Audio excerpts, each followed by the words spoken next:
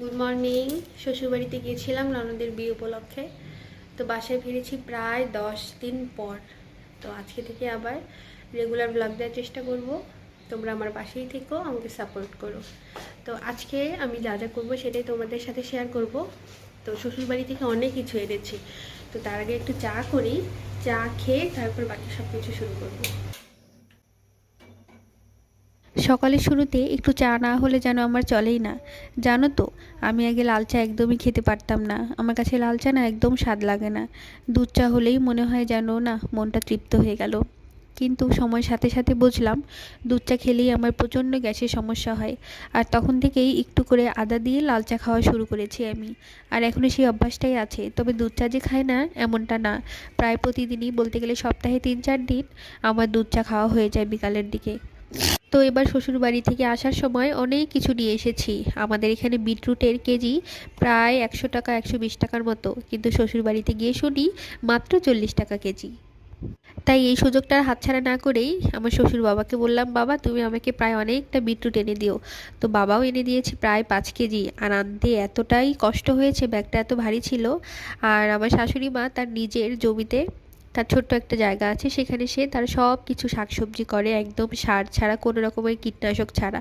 তো আমি যেহেতু শাকসবজি পছন্দ করি, মা প্রতিবারই চেষ্টা করে আমি যখন শ্বশুরবাড়ি থেকে আসি তখন কিছু কিছু করে দিয়ে দেওয়ার জন্য।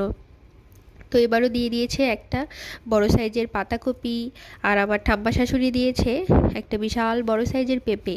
এরপর আমি কিছু খেজুরের গুঁড়ো নিয়ে এসেছিলাম, যেহেতু আমার খেজুরের গুড়টা খুবই পছন্দ। আর ওইদিকে একদম ফ্রেশ গুড় পাওয়া যায় দক্ষিণাঞ্চলে, তাই আমি প্রায় অনেকটা খেজুর গুড় নিয়ে এসেছি। তো এবার সব কিছু নামিয়ে নিলাম। আর সাথে করে নিয়ে এসেছিলাম ডালের বড়ি। আমি ডালের বড়িটা এতই পছন্দ করি, আসলে এটা ডালের বড়ি না, কুমড়ো বড়ি।